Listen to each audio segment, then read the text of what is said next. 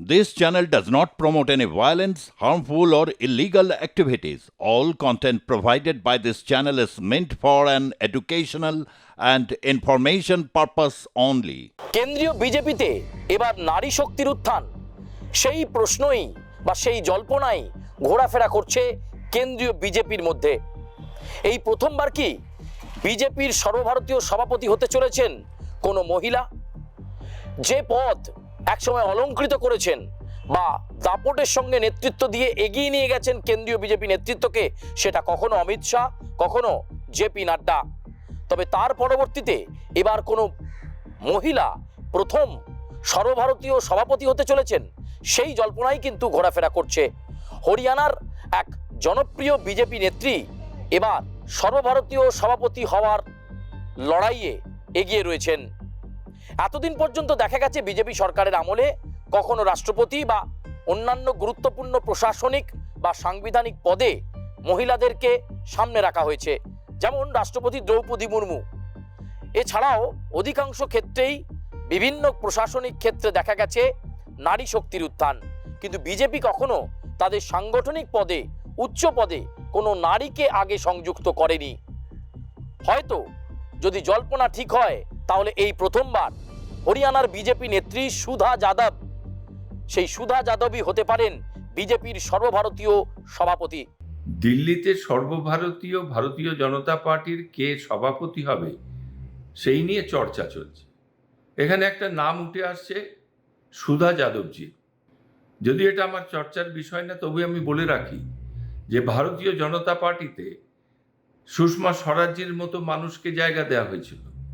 স্মৃতি ইরানিজি অনেক দায়িত্ব নিয়ে কাজ করেছেন, উমা ভারতী অনেক দায়িত্ব নিয়ে কাজ করেছেন, রাজমাতা বিজয় রাজে সিন্ধিয়াজি ছিলেন ফাউন্ডার এই বিজেপি পার্টির।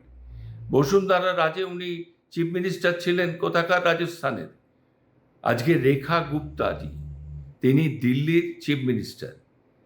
আর সবচেয়ে যে গুরুত্বপূর্ণ বিষয় হলো, ভারতীয় জনতা পার্টি একজন আদিবাসী মহিলা দ্রৌপদী মুর্মুজিকে রাষ্ট্রপতি বানিয়েছে। তাই একজন মহিলা সুধা যাদব, তিনি ভারতীয় জনতা পার্টির সর্বভারতীয় সভাপতি হতে পারেন কি পারেন না, এই প্রশ্ন করাটাই আমার মনে হয় কোনো ভ্যালু নেই। কারণ বিজেপি পার্টিতে যে কেউ সর্বভারতীয় সভাপতি হতে পারে, তাই সুধা যাদবজিও হতে পারেন। উনি যদি হন, আমরা সবাই তাকে স্বাগতম জানাই। আশা করি আপনারা আপনাদের প্রশ্নের উত্তর পেয়ে গেছেন। ধন্যবাদ। জেপি নাড্ডার পর এই সুধা যাদবের হাতেই যেতে পারে দলের রাশ। মোদি ঘনিষ্ঠ এই নেত্রী একটা সময় মহেন্দ্রগড়ের সাংসদ ছিলেন। শুধু এখানেই নয়, তিনি উঠে এসেছেন পিছিয়ে পড়া শ্রেণী থেকে। তাই বিহারে যাদব সম্প্রদায়ের ভোটের দিকেও নজর রয়েছে বিজেপির। তাই সুধা যাদবকে সর্বভারতীয় সভাপতি করতে চায় বিজেপির কেন্দ্রীয় নেতৃত্ব। নরেন্দ্র মোদী আর অমিত শাহ শিলমোহর দিলেই শুধু সময়ের অপেক্ষা। তারপরই এই প্রথম কোনো নারী, কোনো মহিলা বিজেপির সর্বভারতীয় সভাপতি হিসাবে আত্মপ্রকাশ ঘটাতে পারেন। এক্ষেত্রে সুধা যাদব পেছনে ফেলে দিয়েছেন বিজেপির তাবড় নেতৃত্বকে। অনেক নেতৃত্ব জল্পনাতে থাকলেও সবাইকে পেছনে ফেলে নীরবে থাকা এই হরিয়ানার লড়াকু বিজেপি নেত্রী এখন সভাপতি হওয়ার লড়াইয়ে সবার আগে। চলতি মাসের শেষের দিকেই বিজেপির সর্বভারতীয় সভাপতি হিসাবে নতুনকে দায়িত্ব নিতে চলেছেন, তার ঘোষণা দেবেন খোদ নরেন্দ্র মোদী। নরেন্দ্র মোদীর সঙ্গে একাধিক অনুষ্ঠানে তাকে দেখা গিয়েছে, এমনকি সংসদীয় বোর্ডেও রয়েছেন এই সুধা যাদব। যাদব সম্প্রদায়ের ভোটের দিকে নিবিড়ভাবে নজর রয়েছে ভারতীয় জনতা পার্টির। সামনেই বিহারের নির্বাচন, আর সেই নির্বাচনে যদি প্রভাব ফেলতে হয়, তাহলে সুধা যাদবকে যদি দলের সর্বভারতীয় সভাপতি করা হয়, যাদব সম্প্রদায়ের ভোট আদায় করে নিতে পারবে পদ্মফুল। আর তাই সেদিকেই এগোচ্ছে তারা। এতদিন পর্যন্ত কখনো সুষমা স্বরাজ, কখনো স্মৃতি ইরানিকে দেখা গেছে মন্ত্রিত্বের ভূমিকায়, কিন্তু কখনো সাংগঠনিক উচ্চ পদে তাদেরকে বসায়নি দল।